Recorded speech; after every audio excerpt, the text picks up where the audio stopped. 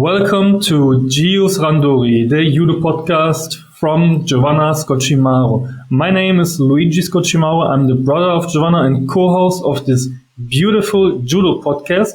And today, a new episode in English because we want to have an Olympic champion from the prior Olympic Games in Paris. And there she is, the Olympic champion in the 63 kg category. And Slovenia's finest, Andreja Leški. Hello, everyone. And Giovanna is as well in the podcast. Hi, Andrea. Thank you so much for joining our podcast. And hi, Luigi. Yeah, Andrea is really a strong player in judo for years and years. And she was last year on top of her game, won the Olympic Games in Paris, and we thought this would be a great opportunity to speak with an actual Olympic champion from the last Olympic Games. And again in English language, so the most of our listeners are from Germany. So I hope you also appreciate that, because it's for us a great honor to have you here in the podcast. And yeah, I don't want to say too much in the beginning. I will let this for you. You can make a brief introduction of yourself. What's your name? How old you is? And maybe also when do you get to know Giovanna? Okay, yeah, thanks for inviting me also. Somehow today I feel a little bit nervous for this English podcast because in Slovenian I'm so used to it and it's really easy, but this one is making me a little nervous. Again, thanks for inviting me. I hope that your audience or our audience will enjoy and maybe learn something new also about me or judo in general. I don't know when I met Giovanna, actually. Probably we've seen each other long time ago in juniors or even before. Yes. I think we were both already on like a top level. Yeah, I think so too. I don't know either if there's any specific date. My brother also asked me. I was like, we just know each other. It's like just happened, I guess. Yeah. So don't worry. We are actually nervous too because our English is also not like the best, but I think we try and I think it will work out. So this is our typical question. Why did you start with judo? Well, I started when I was 5 years old. So this was very early, I believe. I was like a tiny kid. And then the most important is fun, I think. And I really had a lot of fun in judo. It allowed me and also others like the freedom of movement. We had a lot of games. The company was good. These were, of course, first things that attracted me. But then later, maybe when we really started with the judo and techniques and also the mindset of what judo is teaching, I think that I really liked that it's kind of like a problem-solving sport, and I'm really technical type, so this I found very interesting. Yeah, that's true. Mm-hmm. Yeah, you both mentioned that you don't know exactly when you first met, and during my research, I actually saw that you have like a lot of competitions and a lot of trophies at the same level in the same competition. For example, the cadet under 18 European Championship in Athens, I guess. So you both were in this time the European champion in the cadets. Giovanna already in 70 kg, I guess, and you in 52. Oh yes, this was a few categories ago. Yeah, and so oftentimes, what I found and saw that you have a lot of really, really high level athletes in the cadet and even in the junior level, but afterwards they don't get quite the jump to the senior level. So the question is for you. How did you manage to stay on top of your game, on top of the international level for so long and so consistent? Yeah, this is a great question. I will try to answer. what I think now helped me so much to make this breakthrough, let's say. I believe that I was really lucky because I started training judo in my hometown, which is Koper in Slovenia. And then I decided that I will move to the capital city for the opportunity of pursuing this judo dream. And then there I got a really good mentor and coach. Even today we are very good friends. He still leads me through life, not only through my career. And I feel like in this time, of course, there is so many opportunities in life. You are training, but there is also school, there are friends, there is family. So a lot is going on. And I really appreciated that I had big support from his side, that he was with me through whole process of coming from cadets to juniors and then also from juniors to seniors. He knew me very well. Also, when I had like hard times, he knew exactly what works for me. And also the other part, I think, was not overdoing it in the juniors and cadets, not going in like forgetting about everything else. I still tried to balance my life, my school. I didn't put everything just on judo. I had many other, let's say, base things in my life, to also have something to maybe forget about judo a little bit, to think about other things, to have fun, to really maybe make the most out of also other things beside judo. So I was not overdoing it too early. And then maybe you start to have this like a little distance or resistance to it, because of course it's not easy to really put everything in sport, and then like maybe injuries are coming, results are not as you wish, and then I think it's good to maybe have something to clear your mind with, which is not judo.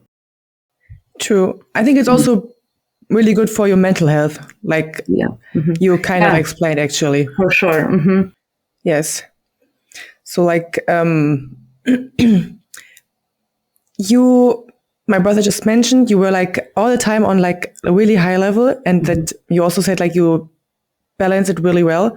But when was the first time you were thinking, I have a realistic chance to make it to the Olympic Games? Mm-hmm. Yeah, realistic chance. Well, I don't think there was really a moment when this happened. The idea was with me for a long time, when I was still, I don't know, 10 years old, maybe, let's say. But when you're a child, it's easy to dream about these big things, to see on television other athletes and think that's cool, you know. Now we're talking more realistically. Let's say when I I got the really good chance in the qualifications for Tokyo when it all started, then I was really eager to fight this national competition also with my teammate, let's say, Tina Trstenjak. Yes. So then I really felt like, okay, I'm really close. That's a very realistic chance for me. So probably that was the time where I firstly, was sure that if not now, I will then the next cycle be there. Yeah.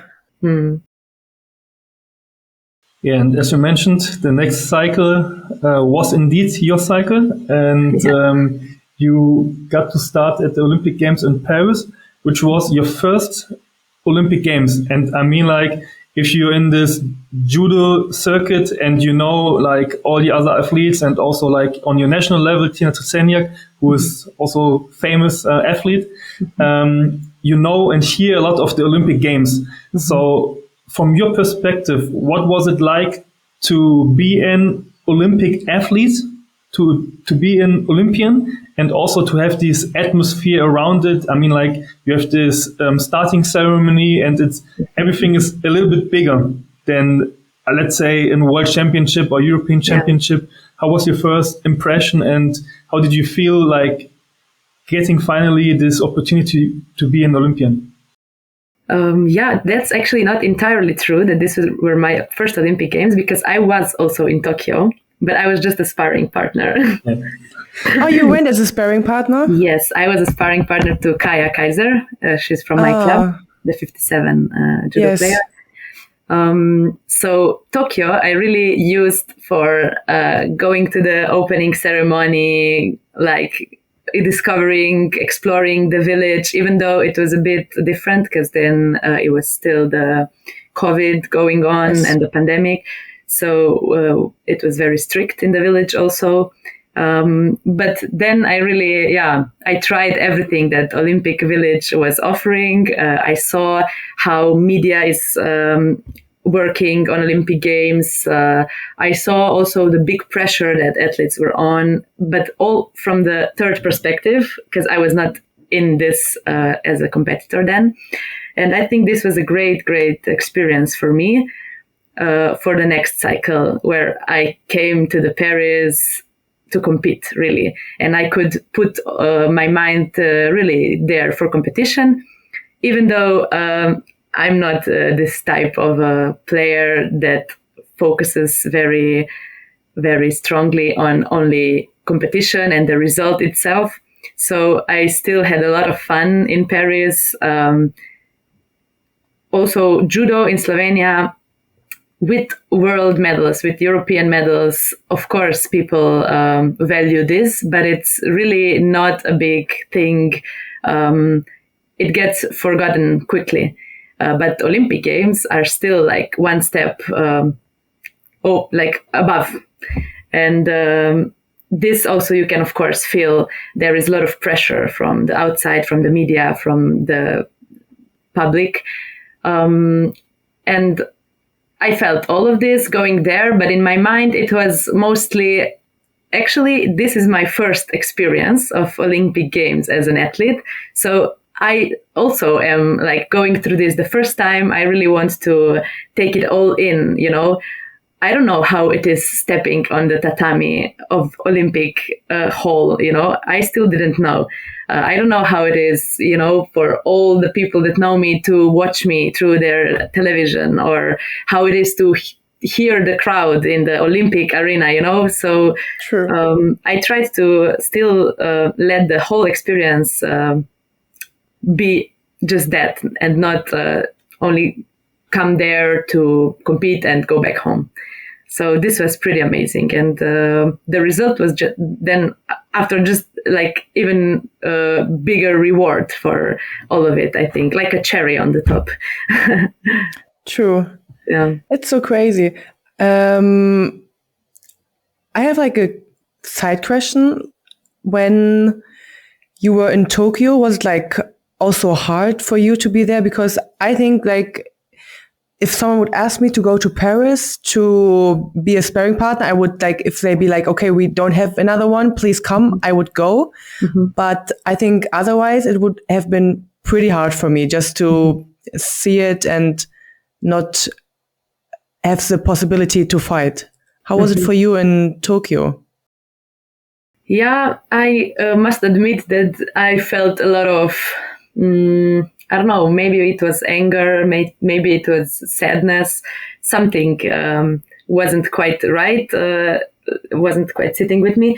But me and Kaya were sparrings for the whole preparations, for the whole qualifications. And I just felt this is like something I should do. Because also I believe she would do this for me. And like I said, because I couldn't compete, I tried to at least convince myself that this will be a good experience for me in the future. And also, I really tried to take it easy, being there, very chill, relaxed, just a good support, which is also not always so easy. And a new role for me. So I really tried to be the best sparring there. Yes. And we go actually back now to Paris, of course, to the Olympic Games and to your competition day. And in the first fight, you were defeating the Georgian Ita Ashkelashvili and then the Algerian Amina Belkadi. In the quarterfinals, you had Catherine Pushmin Pinat. And how did the fight goes or went through your perspective? Oh, yeah, I have so much to say. So, like we I have said, time. Yeah, the first fight. Okay, it was very interesting on the Paris Olympic Games. Also, that the system was a bit different, and somehow I wasn't paying attention to this before, so I didn't even know that there is like a break before semifinals and not after semifinals. So this was the first thing. And also the draw was because the competition for judo lasted, I think, 7 days or like a whole week. The draw for me was so soon that I was still in Slovenia when the draw was happening, and I already knew what waits for me because I like to see the draw in advance. So I had a lot of time also to, let's say, technically analyze and prepare for what's waiting for me, let's say. So for the first fight, I knew very soon that I have this Georgian competitor. And also, like I said before, I still tried to really feel the first fight as okay, this is now like Olympic Games. I'm here. It's my day, I only have today, so I need to really do my best. No mistakes are allowed today. So I really tried to be also at the beginning more reserved but efficient, So I visualized this fight also before because we had some fights before against each other, and somehow I made the Tayotoshi for score, and somehow I really saw this in my mind before also when I was thinking, okay, what could work for this match? And this is exactly how then also went in reality. I even tried to finish with Jujigatame, even though I really avoid Ne-waza at all chances, if possible. You too? And this is also a funny story why, but I don't know, should I now explain this also, or can we later come you back can to say whenever you want. One time I had a fight against Hannah Martin on one competition. And I know she's very, very good at Sankaku, Gatame, and this Sankaku turning in Ne-waza. And somehow, I don't know, she was lying down and I felt the opportunity, okay, I will now try to lose some time with some Ne-waza skills. And I went into Sankaku, and I don't know how this then happened. I was in the Oseikomi, and this was the moment where I was like, I will never ever do Ne-waza, because I was I had a score, I was leading, and then, I don't know, this was the worst experience ever, which made me really not like Ne-waza. Since then, if there is no need, if it's not really, I don't know, perfect just to hold, or if I don't have the really good opportunity, I really am not going in that anymore, because you never know. Maybe I take this for an excuse now too, because I also hate Ne-waza. It's I try to improve, because also now with the new rules, you also get activity points for doing it, but it's the worst for me. And Hannah is really good in this Sankaku. When you try to do Sankaku, and she's you'll be fuck. You'll be yeah, done. Yeah. Now I always go through it too when she was in training. Yeah, I swear. So I don't know, maybe, okay, it's good to have one technique that you really master, or to know how to try to save yourself. But more than that, I'm more of a Tachiwaza player for sure. Yeah. Yeah. So this was also like impressive for me that I even went for the Jujigatame in my first Olympic match. But then they decided that it was not Vasari but Ippon, so the first fight was over quite soon. And also I think this was a good start for the day, just to break the ice and also not use too much energy, because there were still many fights awaiting. Then the second fight, I had the Algerian judoka, and here also is one like anecdote or a little story behind. I don't know if you attended, but like 1 month before Olympic, there was this training camp in Benidorm in Spain. Yeah, I know. I wasn't there, but I know it was his. And this was the last international training camp before Olympic Games. And this was my worst camp the whole year, let's say. Somehow I was not getting it. I was like, people were throwing me. I couldn't get the grip. I couldn't do my favorite techniques. Nothing was working. And it really frustrated me. And also the Algerian judoka was there and we had fights against each other and she was destroying me. I swear, I didn't find a solution. I was like, what the hell is going on? Yes, fuck. And this was really hard time also because, you know, it gets in your mind and then you're like, how now 1 month before and I'm suddenly the worst judo player or what? And then this also played a little role in the competition because I had in mind, oh no, she like had such a, I don't know, I wasn't finding a good solution for her like 1 month ago. So what will I do now? You know, I was also a bit questioning. I wasn't sure about this fight.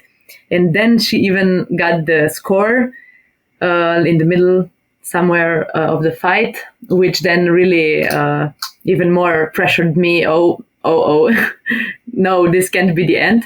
But she was doing a lot of sumi gaeshi from the one-sided grip.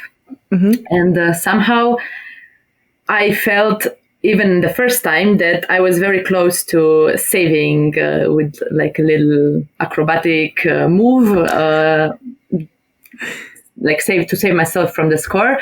And then I got this idea that was also a bit risky at the time, but I felt that my opponent was getting also a little bit pressured because she needed to maintain the score until the end, and I didn't have anything to lose, so I was really trying to be like active and try to get the throw.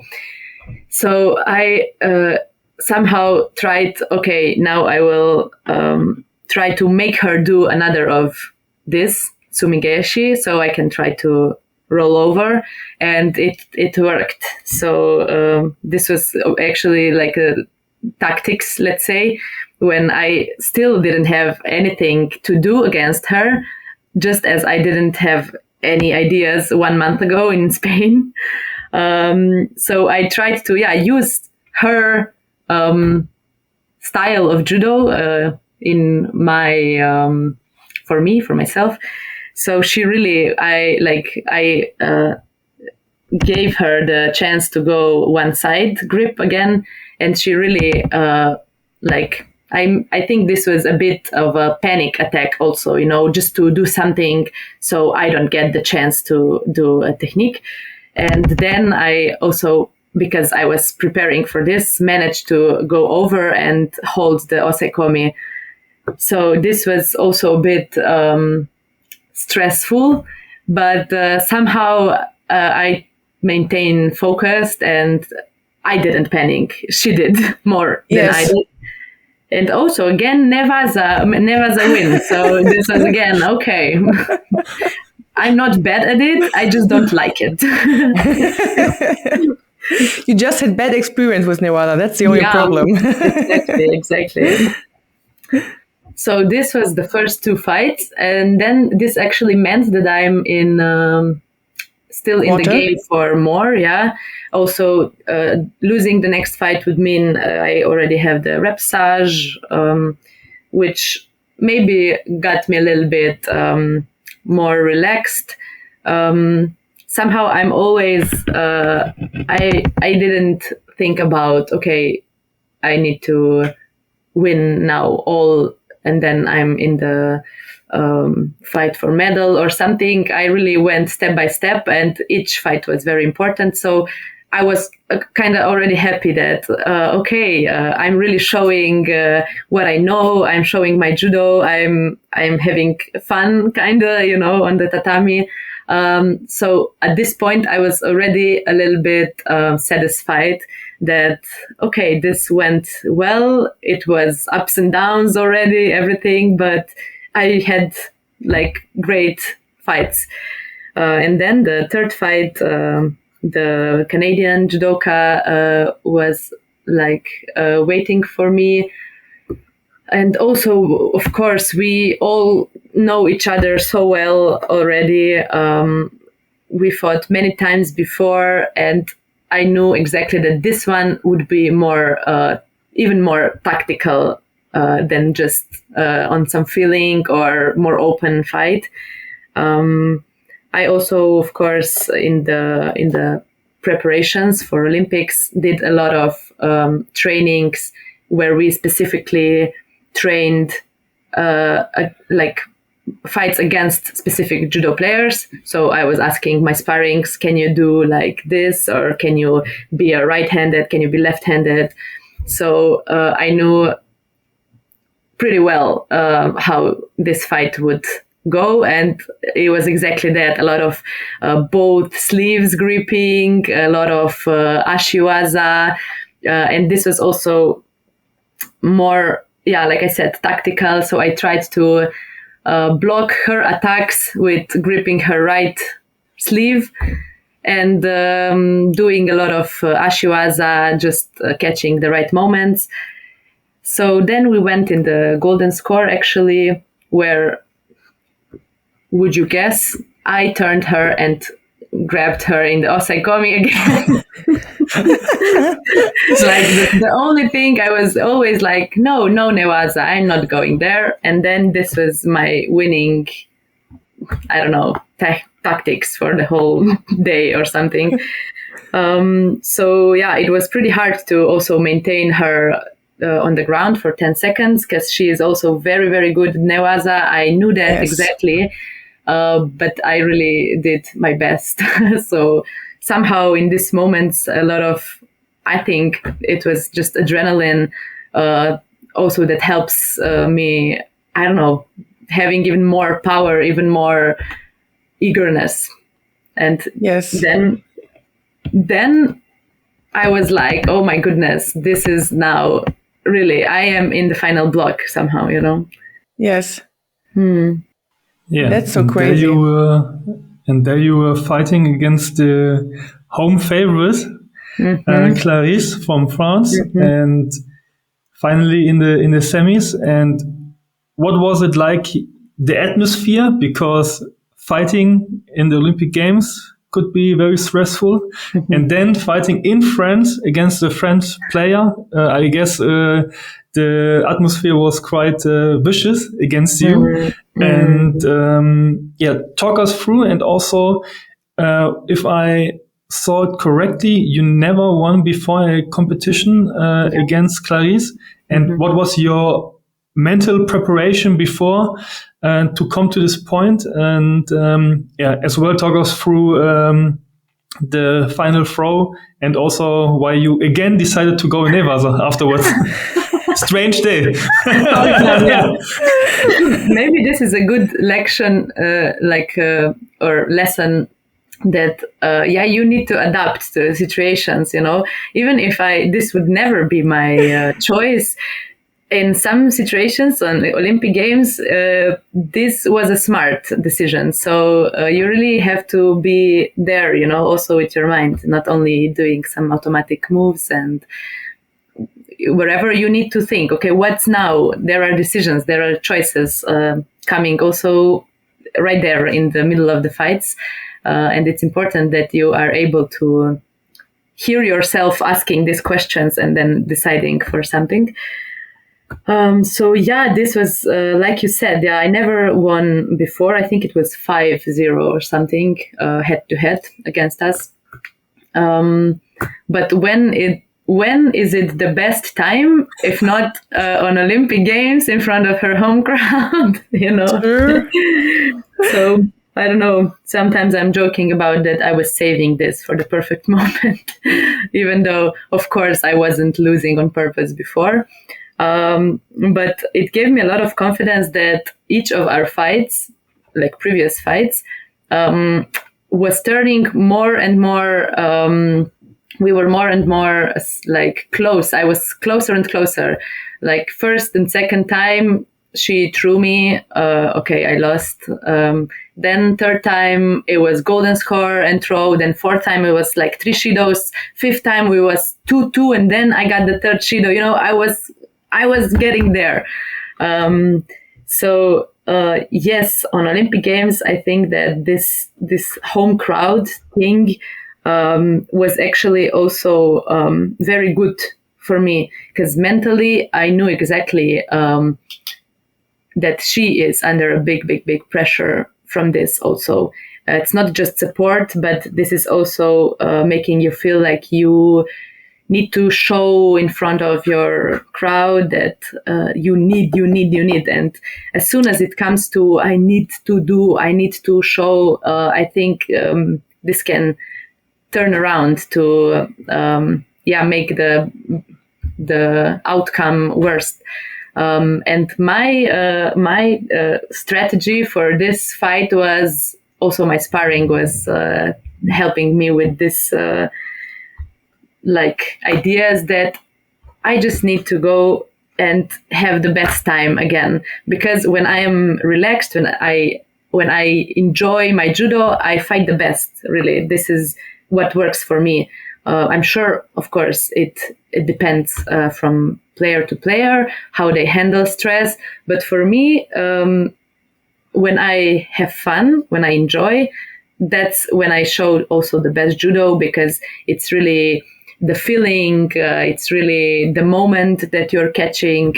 There is nothing just soul power or like, going through the wall with some ideas, but it's really, making the right decision in the right moment. And when I stepped in the line for to go to the tatami, at that moment, this was, oh my goodness, like you would come to the lion's den, I swear. The hall was screaming and hitting the floor with their legs. And like maybe 2 or 3 weeks ago, my parents were in the Paris also watching me in the hall, and he was taking the short video of the atmosphere there.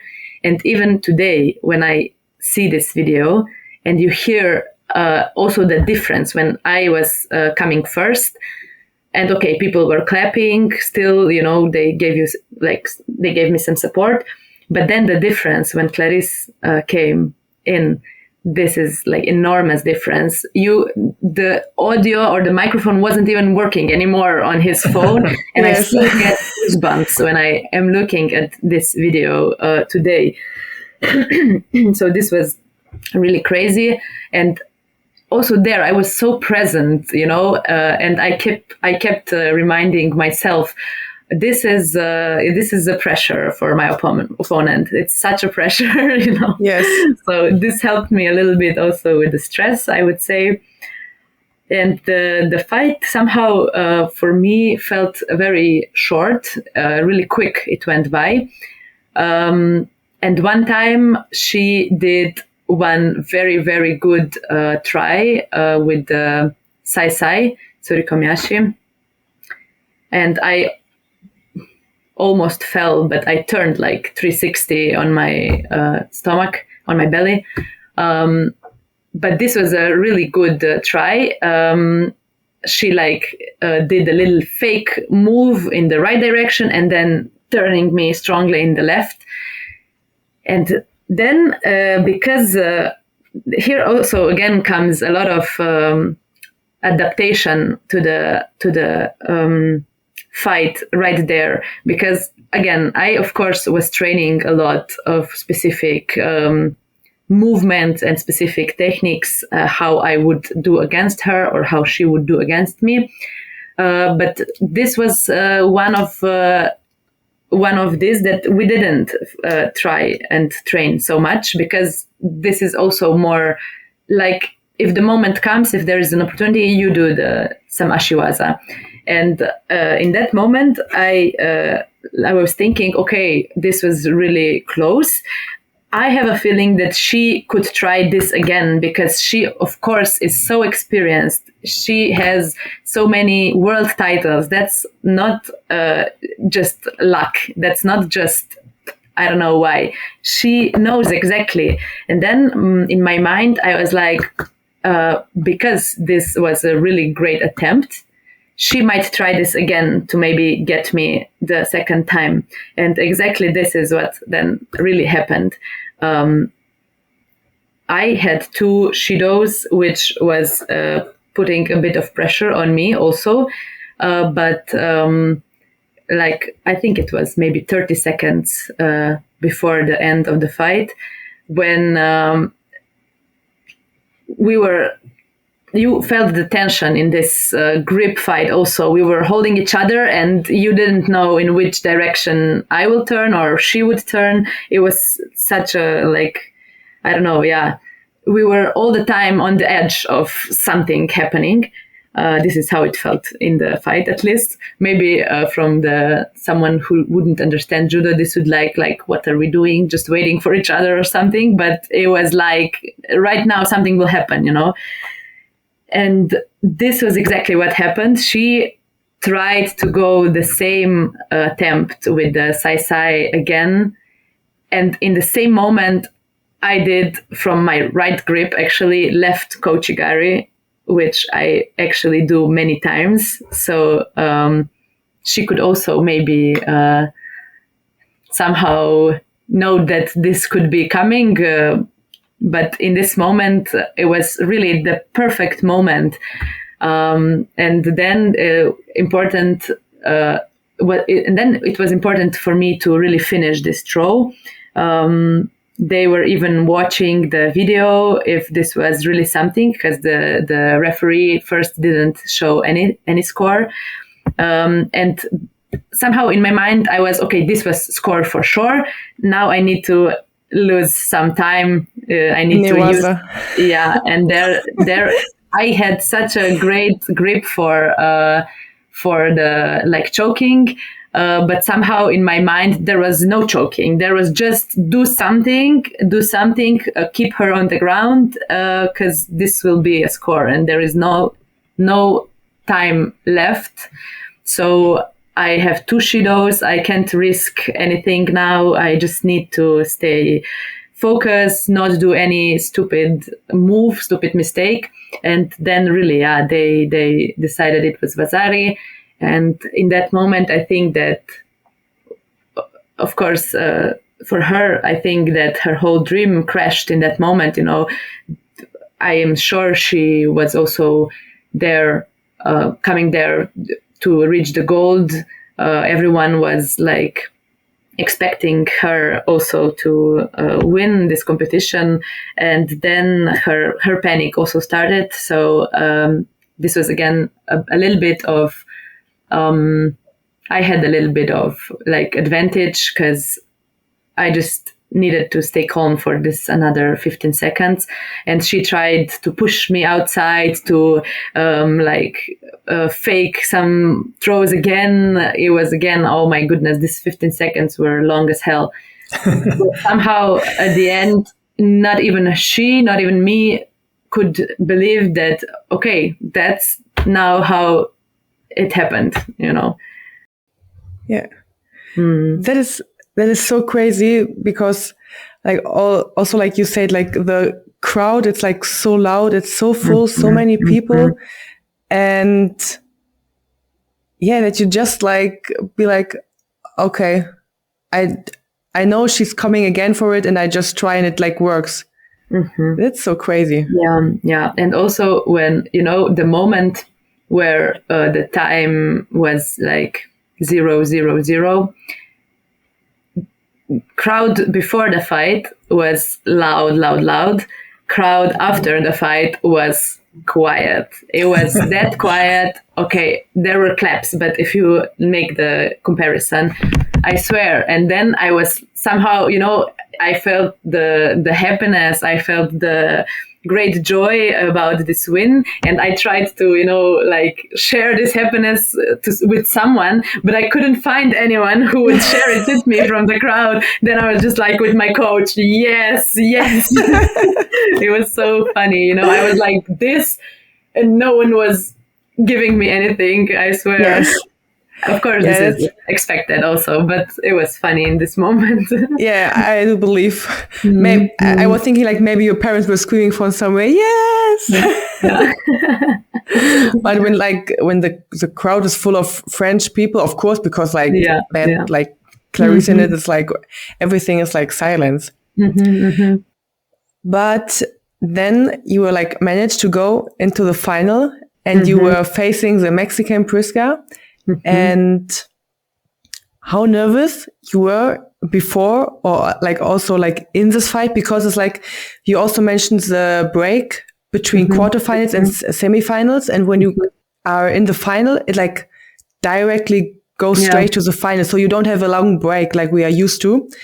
So how did the fight also goes like from your perspective? How did you feel right after the match, or like also how did you feel like falling behind quite early? And maybe after winning, how was the crowd this time on your side? So this break, like I said, I didn't even know this is how it will go. And then when before the semifinals we had the break, I was like, okay, but then will I have 2 fights? And like with Clarice, I really gave my all, of course. I lost all my energy somehow. But I think the adrenaline and I don't know, the hormones were keeping me like very hyped. And then after this fight, of course, my mind was going everywhere. This meant the Olympic medal for sure for me. It's already, my goal was to get a medal on this Olympic Games. Yes. So somehow I already achieved it, but in this moment also then you are again, oh my God, I can't settle with just a medal. This is my only like chance, when you don't know if you will get another chance like this, or how things will go in the future. So my mind was everywhere, I swear. And then it was not so much time. So my coach invited me to go through our analysis. And then I was sitting, and I remember, of course, like being everywhere in my mind. And he was explaining something to me. And then I came back where we really were. And I was like, oh, sorry, coach, can we go again? Because I was not listening like at all. I am somewhere else. And then he was also like a little bit, okay, we need to chill down. Yes. Because of course, it's hard. The whole day I was already trying to keep this focus, this concentration for the matches. And then when you come to this point where there is nothing to lose almost, okay, the title, of course, but somehow this was my first chance, and I was already like grabbing it really, So I don't know, I was already so happy then. And also against Priska, we fought once before, and I lost also against her. So I don't know, this is again a bit of a mental game, which maybe now I really learned from this experience that I really am, this is my strong part, my mindset, how I can like set it to something and just really make myself believe something and go with it. So I didn't let this statistics again like interrupt my nothing actually really. So when we started the fight, she's really like a soft player. She also has a lot of feeling, which sometimes it's even harder for me because then you can also be caught in the moment, of course. And then very soon, very quickly, she did one of her special techniques, which is tomoe-nage. And because it was so much time until the end, again, I didn't panic because this is affecting the dynamics of the Randori, of course. She having this score and me like trying to get like the score. Yeah, to reach that or to catch it gives me a little more power. So this really didn't even affect me at all. I was so set to, okay, this is no problem, we can do it. And once before I did this, I turned in the fight against Algerian, I like her score, I turned that into my win. So this is totally possible. We can do this, and also when I went in this throw, again, when you watch the video, you feel exactly. I was like sure. I was decided that this is it. I just will go all in and make it the best throw. And yeah, she got also caught left-handed or something. I'm a right-handed player, and I turned in the other direction, which I think is also very, very good thing to have as a judo player, to be able to do right as well as left throws, because this is where you have the most then chance to surprise your opponent. And this I managed in the fight against Clarisse to surprise her in left side and also then in the final. So I think this is really something to work on. And then this meant that that's it. I also finished with the osekomi. Don't forget this. The third Ne-waza this day.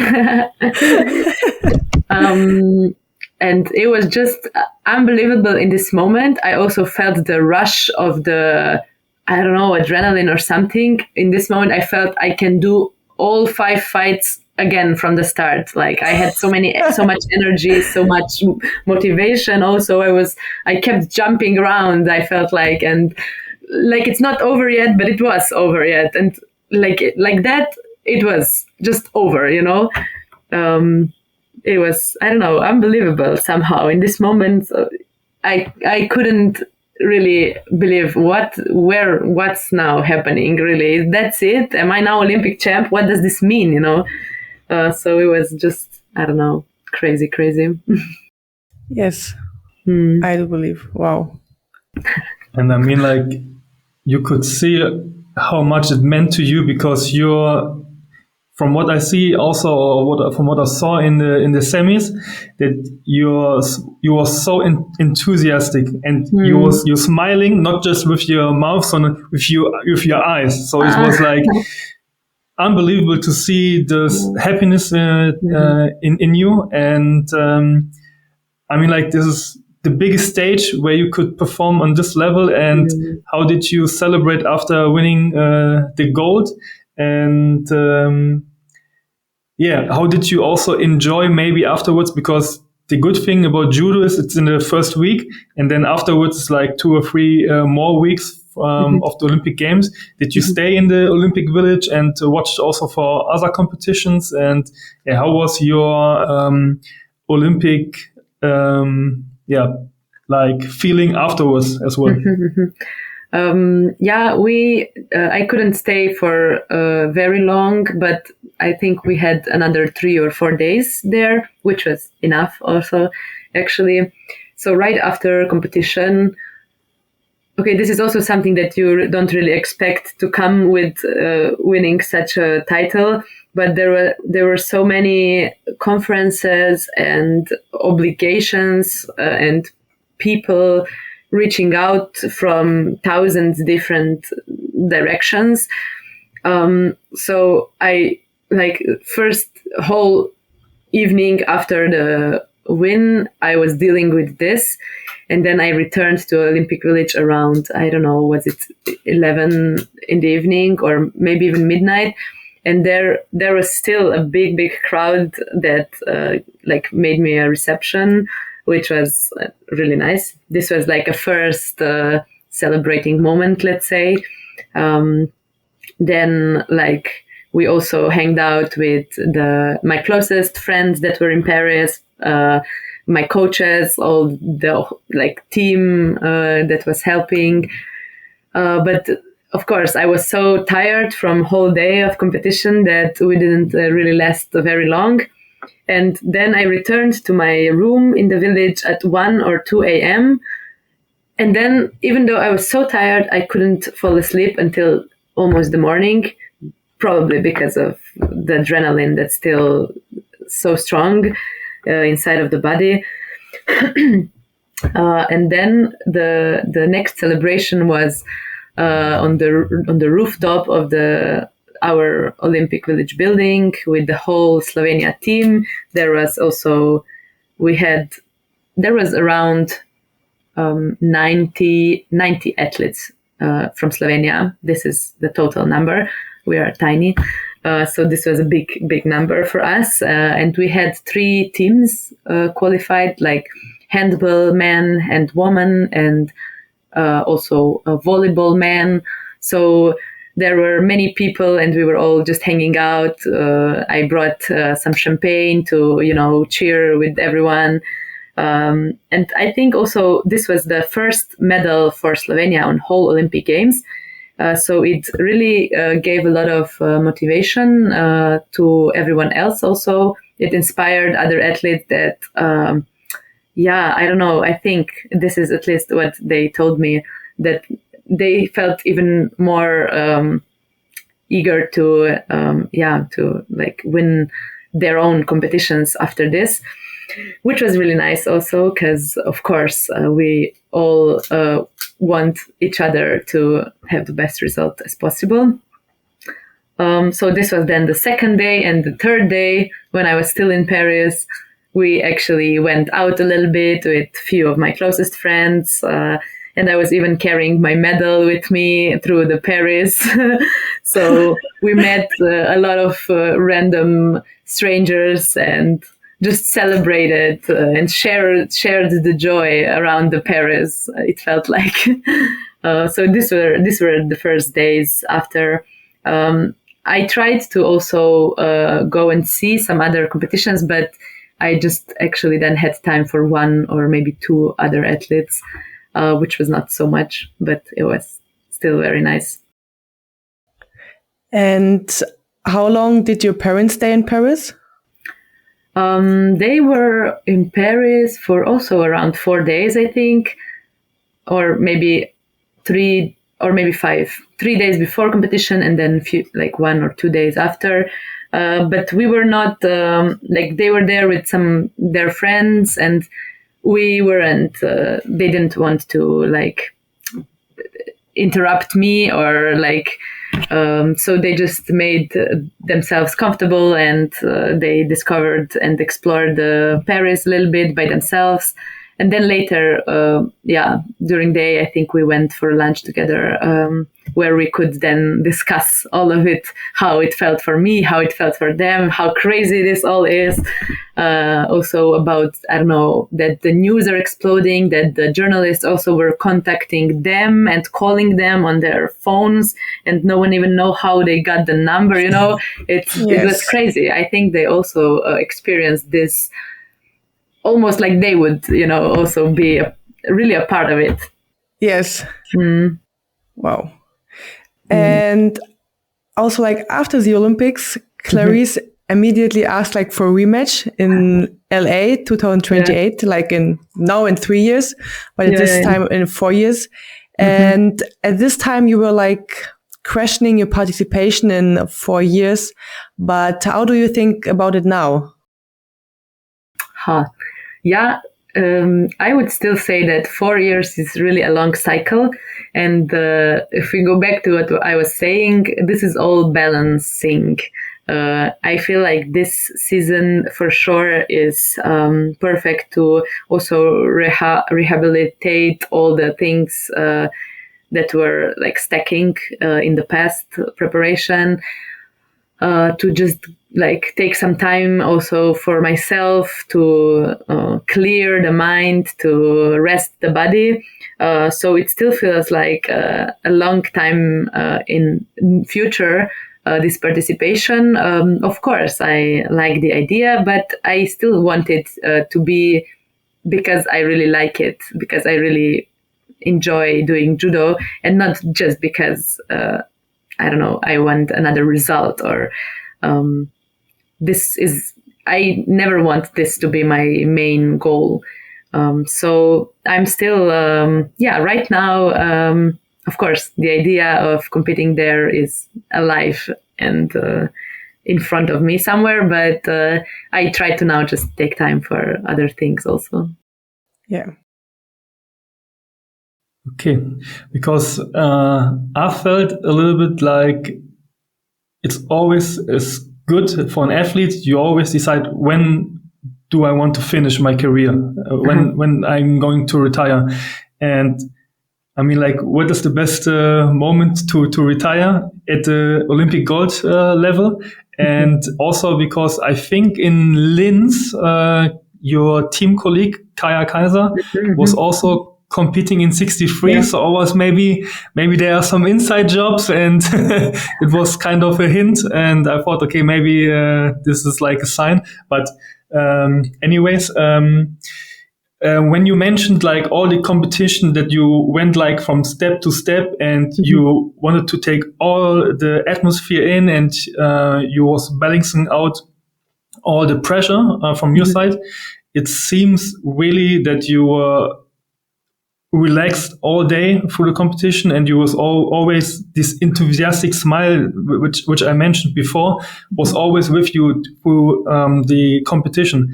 And I was wondering, because normally you would have the biggest pressure of all athletes, because with you, the 4 last Olympic champions, 3 of them were from Slovenia. So it was clear that you would win this competition from my point of view.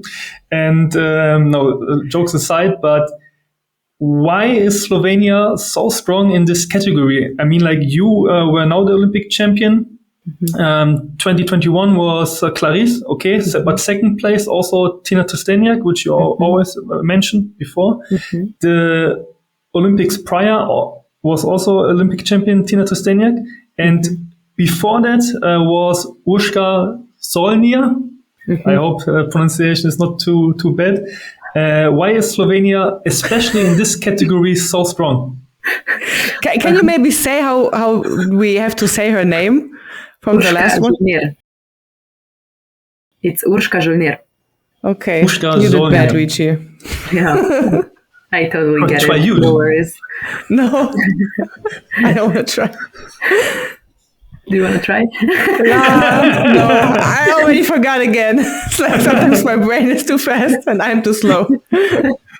Your brain is too fast. What about my surname? No. Leški. Actually, all this, pressure, somehow, you don't have to let it come really to you. It's nothing personal, never. Of course, people have expectations. They always will. And the public and the whole nation somehow was like telling me subtle that, yeah, now, of course you will, but it's not so obvious. This is like the top rank competition. It's not just like going to the toilet in the morning. I don't know what some people expect. So maybe for some, and also people after were saying, yeah, we knew that you would, but it's not so simple, of course.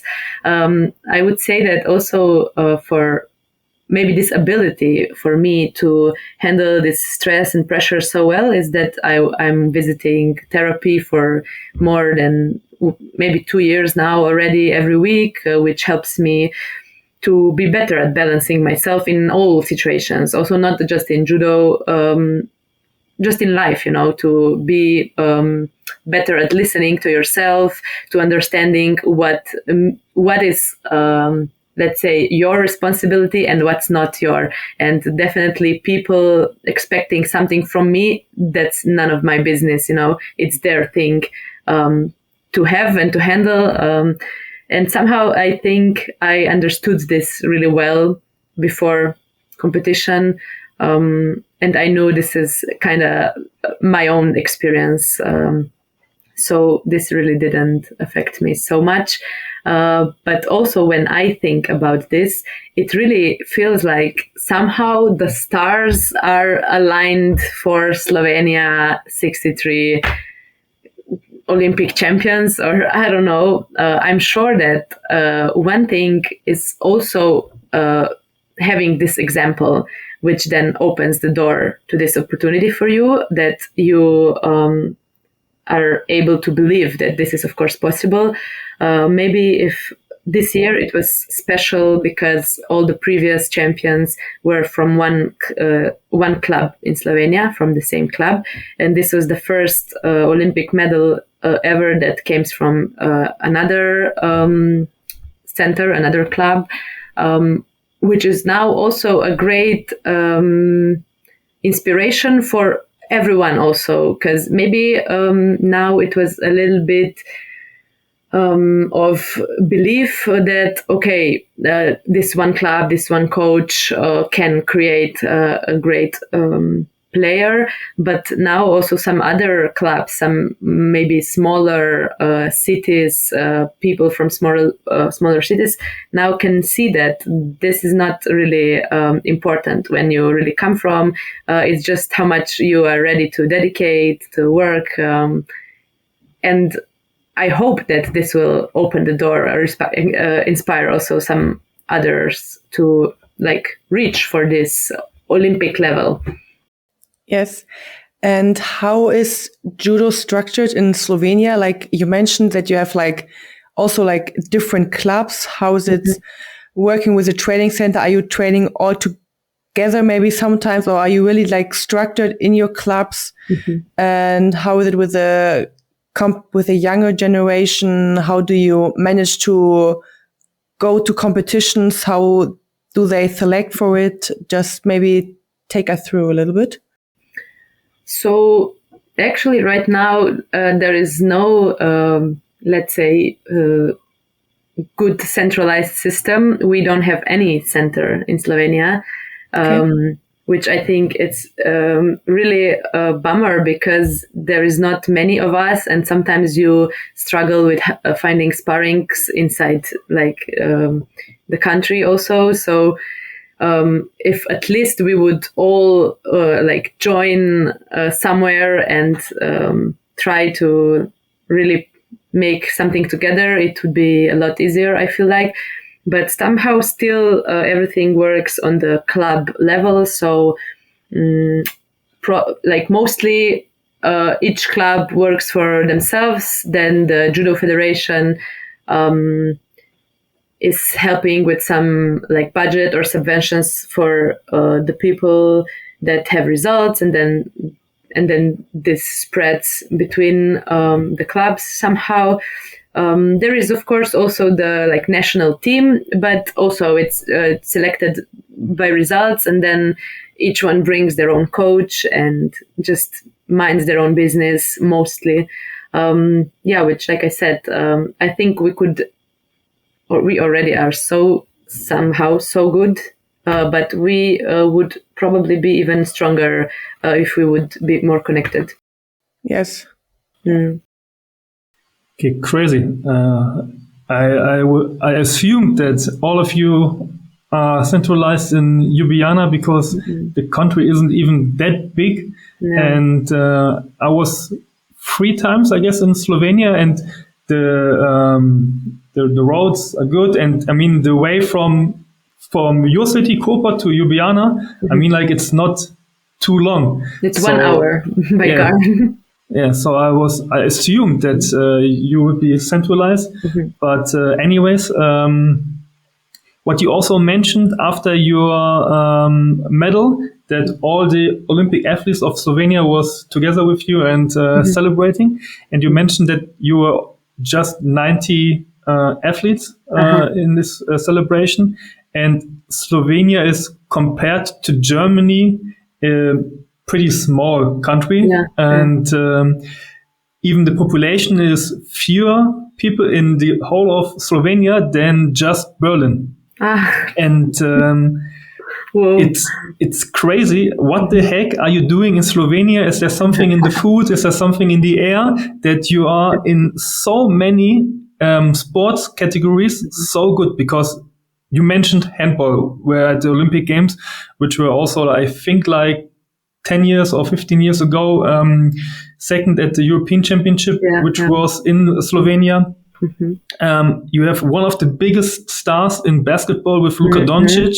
You have in football or soccer, like the American people want to say, one of the biggest stars as well, like Jan Oblak, the goalie, and Benjamin Šeško. You have the biggest star in cycling with Tadej Pogačar, and also like with the winter sports, you have like ski jumping, Petar Prevec, and also like it's so crazy that such a small country could have such a big variety in so many different sports, because one problem I have in Germany is that a lot of the money which is going to sports is centralized in football, and everybody wants to be a football player, and it's all good, but we have so many different sports. And from my point of view, if everybody goes to football or soccer, it's, I think, a little bit waste, because you have small people, you have big people. Big people, from my point of view, maybe it's better to go to basketball, or you have a little bit like stronger people, maybe they go to fighting. But I think in Germany is everything centralized about football. Like, how did you manage to do this and to be so, let's say, have such a big variety in world-class athletes in Slovenia? Yeah, that's something really like interesting. It's only 2 million, like the whole country population. Now, if we maybe see it through the budget, also those athletes that you are now saying, like they're mostly playing also for like in the NBA, or like Jan Oblak for the Spanish club. So in sport of Slovenia, there is also no like such a big support that regarding our results, I would say we deserve. But regarding the results, these are just unbelievable. And I would also say this is probably because if you look somehow the history of our nation, I think that we are very hardworking people in general. Humble and hardworking, which sometimes is a really good combination for sports. Also, if you go anywhere in Slovenia, you would see people running, cycling at 6 a.m. before their jobs. It's almost like a cultural thing to be active. We have a beautiful nature. Everyone loves to spend time outside. And this is something, it goes hand in hand with then creating also good athletes on the like top competitive level, I think, because these are all very good things to have when you do sport. You need to be willing to like go over your boundaries sometimes, to really be dedicated to it, to not be too much of a showman also sometimes, because this is distracting you from the real, let's say, goal. And this, I would say, is really almost a cultural thing. So maybe this would be the most something that we all have in common. Now, how also in judo we are like, it's so many of us and so good. I really have no idea, but like I said, I would say really hardworking abilities, or just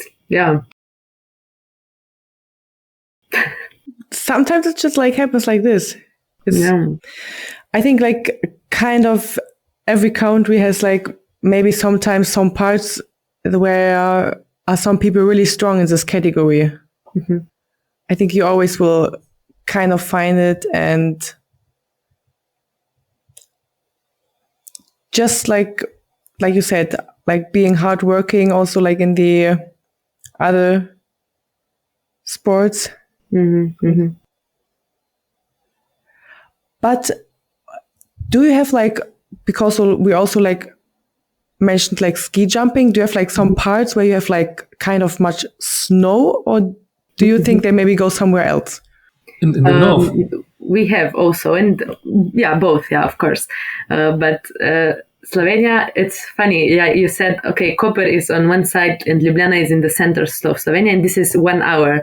So if you imagine in, let's say, 3 hours max, you would cross the whole country with the car, like in and out in 3 hours. So it's really not a lot, but in this little field, we have sea, we have mountains, we have forests, we have rivers, we have the capitals, cities. So it's really, I don't know, a variety of everything, which also gives a good chance to winter sports, to summer sports. So for winter, I would also say that it's also a little bit of tradition that people are really excited about. But now the best ski jumpers, also it's like one family that it's so good. They were 3 brothers, and now even the sister. I think last weekend she won the world championships in the ski jumping also, and they're all from like one family, even not even, Yes. I don't know, one club, one city, one country, one family. So that's quite amazing also. Yeah, that's true. Like, wow. I was there like 2 or 3 times, and when I was there, Joanna, I was staying in Ljubljana and then going also to Koper once. And we were going there, and there was one tour guide which was telling us like May is the best time to visit Slovenia, because when we went on the highway to Koper, we could see the mountains which were snowy. So you could in the morning go for skiing. At 12, go with the car to Koper and jump in the ocean. So it's like crazy. This is crazy. I never did this before. Maybe I should try. Give one day to go from skiing to the sea. Yeah. No, I just remember I was, I think, one in Slovenia in Celje for the competition. But there is cool, like, because you also have like kind of the mountains. I don't know, maybe not so much because I don't know the other structure in Slovenia. But you also has like this nice hotel quite near to the competition hall. And I think there you also can do like pretty nice vacation, like, or like kind of looked like you could have done like some good vacation. And I think it's the European Cup, right? It's not an open, I guess. There was a cup in Celje, but now they moved it to Ljubljana and it's an open. This year it was the first time. Yeah. I was in February, right? Yes, I remember. Yes. Like 1 week after Paris. Yeah, exactly. Yes. Yeah, true. I remember. Yeah. Celje was nice. Maybe one time it goes again back. You never know. Yeah, sure. And if not, for your level, I don't think you should return to cups now. Maybe some opens, because sometimes the opens are so full, sometimes fuller than a Grand Prix or Grand Slam. It's like crazy. Yeah, that's true. But you definitely should go to Ljubljana, Joanna. Really beautiful city, everything green, and also go Koper. Koper is also very nice. Yeah, and Ljubljana was even I think the capital city of Europe for a few years. Yeah. Like the best capital city of Europe. Yeah. I will one day. I will. And Koper is also. I will. And Koper is very close to Italy as well. So true. Yeah, Trieste is just 10 minutes. Yeah. Here, over the border. I just go like this with a car. Choo. Yeah. So we are going kind of back to judo again. And how would you describe yourself, your judo style? Like, okay, you said you don't like groundwork, but how would you describe your other way of judo? Would you be like more the active, passive? And what's your favorite technique? And when do you use it? Well, yeah, okay, so definitely standing style, more Ne-waza above Ne-waza. But maybe for my style, maybe I think I'm more like a chill player. I don't like the chaos in the fight itself. I like more structured fight, also more, I don't know, the feeling, and also on the other hand, I can very well adapt to the style of my opponents. So if someone is very strong and there is a lot of, I don't know, high gripping and let's say being in this power fight, I can also do this, of course, but I don't prefer that so much. I really like more open fight with more attacks, with more opportunities. So also for my favorite technique, I would choose Tayotoshi. I do this on one knee also, which turned out that it's very, very good and effective for me. And I try to use this in the situation. It works well because I'm right-handed, towards right-handed players, but also toward left-handed if I can manage a little turn or a little movement in the right direction. So this would be my favorite technique. Okay. So sometimes when Joanna and I are discussing different judo topics, we are always talking about a specific Slovenian fighting style, because we know that the Slovenians are very strong athletes and always like good in a physical point, but also have like a unique and also unconventional style of judo, let's say. For example, what you mentioned and what was also working for you in the Olympic Games was when you were saying throwing not just only on the right side, but also on the left side. But what you were missing or not telling us, you always keep the right hand and then make the throw on the left side, which is, I guess, really, unconventional, and which we are always also seeing from the different players. For example, Kaya Kaiser, who were throwing like highlight throw against Degushi like a few months ago. So I think this is like a typical Slovenian style. So would you also say like you're a typical Slovenian fighter, or what is your stand on this perspective from us? Yeah, that's actually an interesting theory.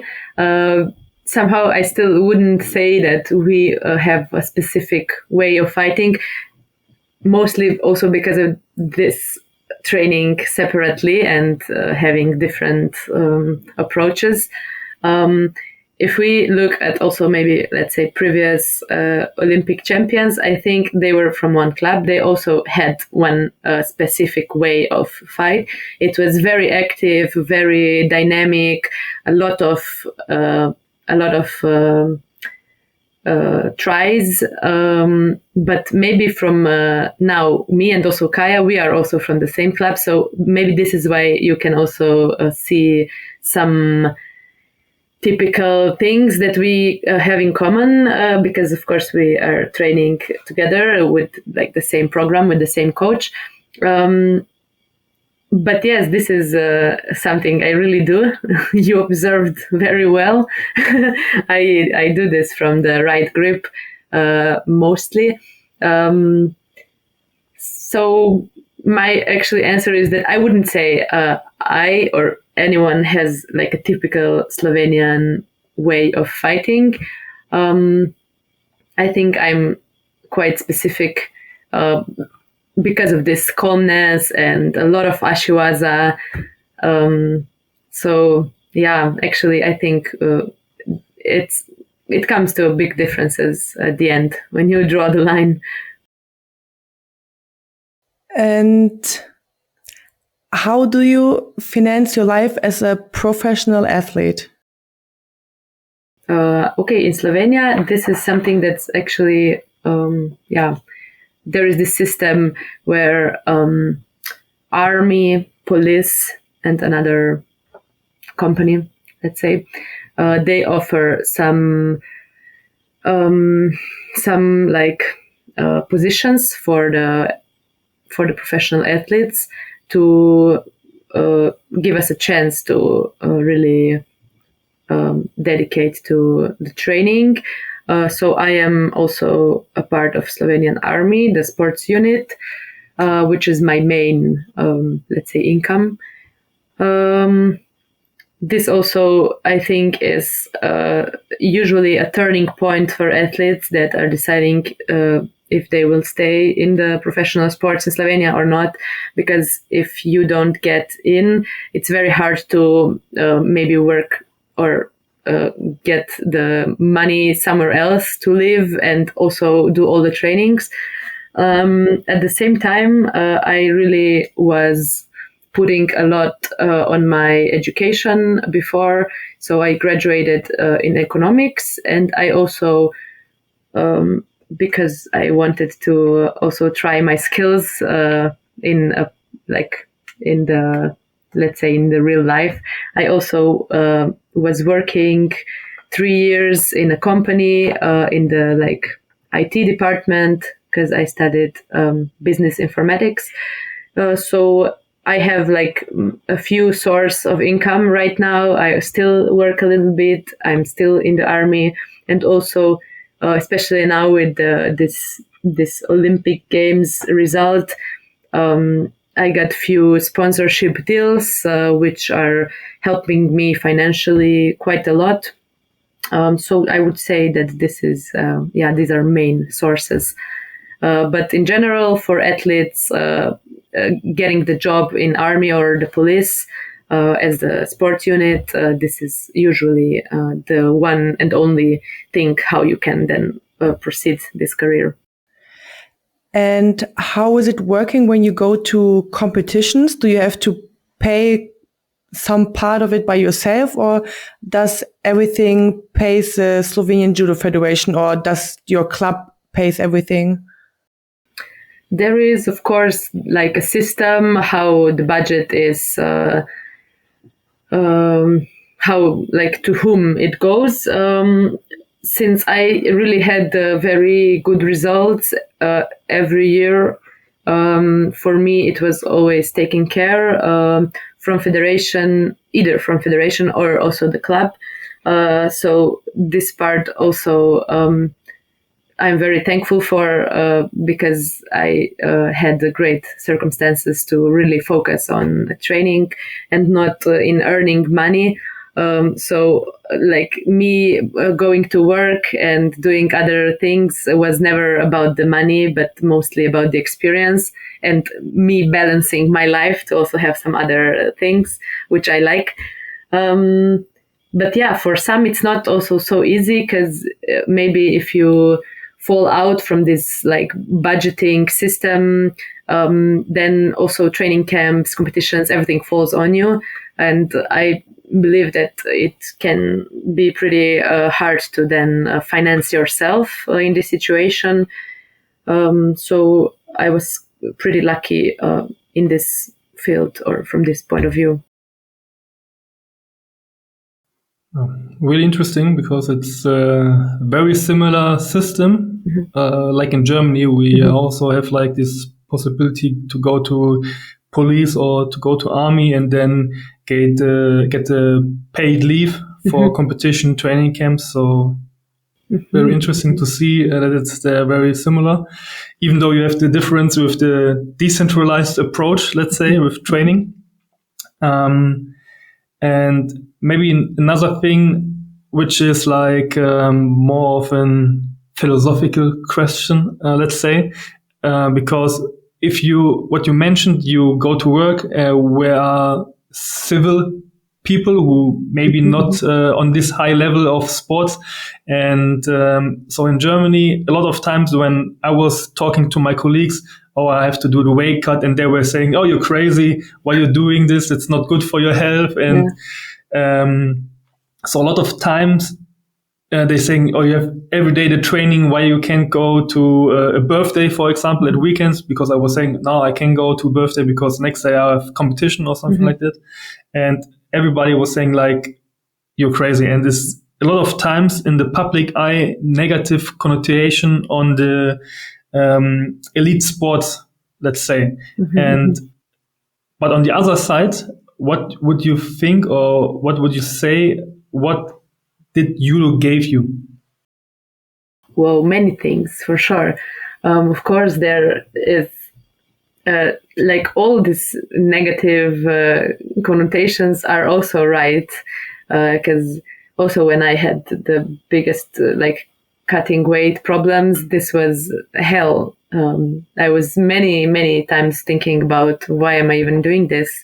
But yeah, let's now focus on the good parts. And for sure, I think it's being very practical, because we travel a lot, we are meeting a lot of people, different cultures, and I think this gives you the like widens your view on things a little bit. You're more open to different approaches, to also in solving problems, to just different ways of doing something that might be very normal, let's say, or conventional in your country, but why not, try something else? So this would be one thing for sure that I also noticed in other players, that I think we are very practical in our lives. And maybe from all of what we discussed, for me, it was like learning how to stay calm under the pressure, because I think that we are all the time like under this rhythm, under this pressure, going. You always have to prove something at each competition, all eyes on you, So this, I think I learned through judo and can apply it also to my life.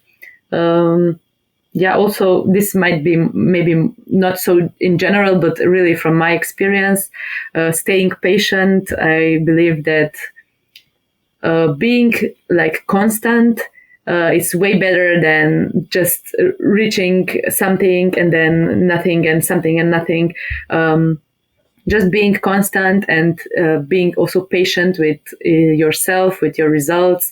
If you are putting a lot of effort, usually this also then shows in other ways. So I think I learned this from judo also, that sometimes you also will have to maybe give it some more time. In my experience, this was also maybe, let's say, Tokyo and then Paris, back then in the moment you feel like, oh, why I deserve this or whatever. But maybe this was all, part of the whole process, which then helped me also to really be ready the next time that I got the chance. And this kind of lessons then really, I think judo gave this to me, and I will have this with me in my head forever. Yeah. I also think like judo gives you sometimes so much that you can't like even imagine how much it just like gives to you. And it's like so great that we have the possibility to do it, and just also to travel so much around the world and see different parts of the world and also different cultures. And I think that's so, I think if this is one thing that I would recommend everybody, to meet different countries and cultures, to become more like patient. Because also with all the traveling we always have to be patient and waiting, and flight is canceled, this is missing, or waiting for fights, and always be like, when can we go home? How long is it? What can I do somewhere? It's like this traveling sometimes be like sucks, and it's like but it's like we love it anyways. Yeah. So looking back on your career, what would you have done differently, if there would be anything you would have done differently? Oh, looking back on my career. Well, now you also saw when I was a cadet European champion, I was competing 52. And now if we look 11 years ago, I was still also competing 48 even on the junior world championships, which I think it sounds really crazy now. Maybe I would sooner change my categories if I look back, even though I had really good results. But at the end, I somehow learned that the category sometimes, it's better to just let your body decide where you like fit than to push yourself too hard. Of course, some cutting is normal in judo and it's not negatively affecting you, but I'm now talking more about what is over the top, what's overdoing it. So when I think, or when some young athletes also are asking me, I always suggest to start cutting weight the latest as possible and also not overdoing it. But other than that, maybe to be even kinder with myself in some situations, like to value myself more, also in the times where the results were not showing my worth, but to find this in some other, let's say, things, because we are all still also just people and not just an athlete that has to have the result. We all have also, other great things that we do and we are. So maybe also, to understand this a bit sooner. True. Mm-hmm.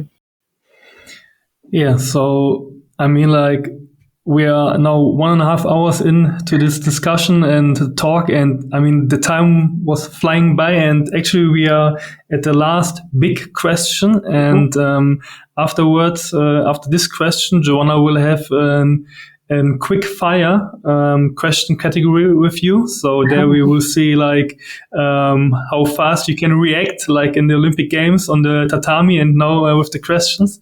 And so I want to say thank you very much. So we really appreciate all the time that you put in and all the gold nuggets of information. I think it's really interesting for everybody listening to have all this information and insight from an Olympic champion. Mm. And I think it's really worth every second of this discussion or talk or podcast, whatever you want to name it.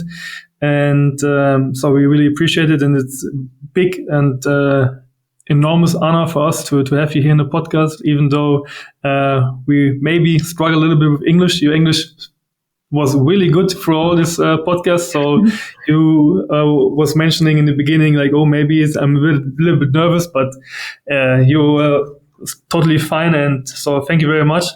And the last big question for us would be, what are you most proud of when you reflect on your career?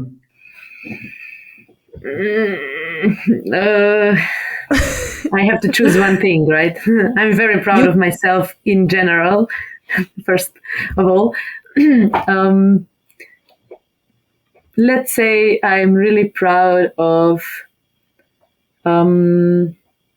how I was, let's say really constant and not giving up, like going forward with ups and downs and all the circumstances that I experienced. You can also mention one more if you want to. It's no problem. You don't have to be focused on one thing. Yeah, let's say that I'm also very proud, even if you asked about my judo career. I think I had the biggest grow through this last, let's say, maybe from qualifications to Olympic Games, also as a person. Because this experience, I don't know, it changes you in some ways. I experienced so much. I was put in so much, like so many new roles, new positions, new things that I didn't even know. And then like it makes you question new things. It gives you new perspectives. So I'm also very proud how I handled not only the time and the stress before Olympic Games, but also after it. Yeah, that's true. I think for many people, the time after the Olympics is like the hardest part because many like fall into depression. And I also think if you have like many things to do, also like you said, going to work and change your perspective of mind, what we were saying is like really helpful. It's pretty good. Yeah, that's for sure. And I think it's very important in this kind of periods of time to also talk to people, to have someone that is close to you, that you can open up to. And also maybe to try to find like new, maybe tiny goals, even if this is, I don't know, sharing your knowledge with children or just trying some new sport or activity or something that then creates a new habit, a new spark, and helps you also, again, to maybe put your mind to something else. Yeah. True. That's right. Okay. Thank you so much for everything, like really. Yeah. And we start with a quick fire. It's like, are you ready? Yeah, I guess. Okay. Summer or winter? Summer. Blue or white judogi? White. Ippon by throw or submission? Throw. Always. Copa or Ljubljana? Koper. Pineapple on pizza, yes or no? Yes. Oh my goodness gracious. No, you have to, when you come to Ljubljana, I will bring you to one great place. No. You come to Italy and we will show you what will happen. Someone will kill me, I swear. Yeah. What will happen if you order their pizza with pineapple? Not someone, okay, everybody. We will cut this. I don't want any hate now. Card games or board games? Board games. Which living or dead person would you like to meet? Oh my goodness. Frida Kahlo. What hidden talent do you have? Hidden talent? Oh my goodness. I can touch my nose with my tongue. Who is the funniest judoka on the Slovenian national team? Funniest? Yes. Besides you. Besides me? Whoa. Oh my God, that's a hard one. I don't know. My coach. Which judoka from the Slovenian national team would you not hire as a babysitter for your kids? Tina. If you could relive one competition from your career, which one would it be and why? If I would what? If you could relive, like to... relive. Uh-huh. Yes. Whoa. One competition. Maybe not because of the competition, but because of the party after. It would be Grand Slam Kazan in 2021. Was there a big party? Maybe. Let's go to Kazan. If you could have a superpower, what would it be? Flying. Yeah, good one. Yes. What are your top 3 travel destinations? Japan, Portugal, and let's say, I like Italy. Now we like you again.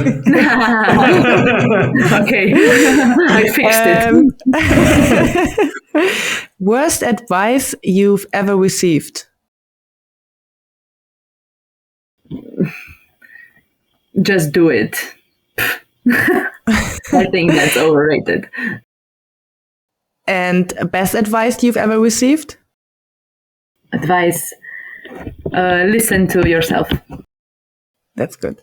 And last but not least, my name is Andreja Leški and I am in love with life. Cool. Great. Really, thank you so much for joining our podcast. It was really pleasant for us. It was really nice, really funny. And like Luigi said, don't worry, your English is really great. And maybe we see some competitions again. And if we coming to Slovenia, we will write you. And you have to show us some nice places, but please don't show us where you can eat pizza with pineapple on. Okay, I got you. Also, thank you. I had a nice time, even though sometimes I feel like I'm like talking so much that I then lose myself in some thoughts and stuff. But it was really nice. Yeah, I hope that people listening, and also you are my first listeners, so that someone will maybe find something interesting in it. I'm pretty sure. 100%, I'm sure. And really, again, we appreciate all the time, and it's really an honor to have you here in the podcast and to have all this discussion. And we will link your Instagram also in the podcast description and show notes, whatever. So if you want to see more and be updated what the life of Andreja would look like, so please go there, follow her, and let a lot of love on her Instagram page. And we should all work together in judo, also in different countries and for different fighters. So a lot of love for her, and I think there will be a lot more coming in her life. So I guess it would worthwhile a lot to follow her also on Instagram. And I would say hvala. And if you always also want to have some last words for your Slovenian follower, you can also have something to say in Slovenian if you want to. If not, it's also fine. No, but yeah. Danke für hören mich. Very good. So your German really is better than my Slovenian. Yeah, so. I know some things. So really good. And so in the end, thank you for listening, everybody. And please take judo not for granted. Do judo and listen to the podcast as well. Maybe we'll have some more episodes in English language as well. And until then, it's a wrap. We see you. Bye. See you. Bye.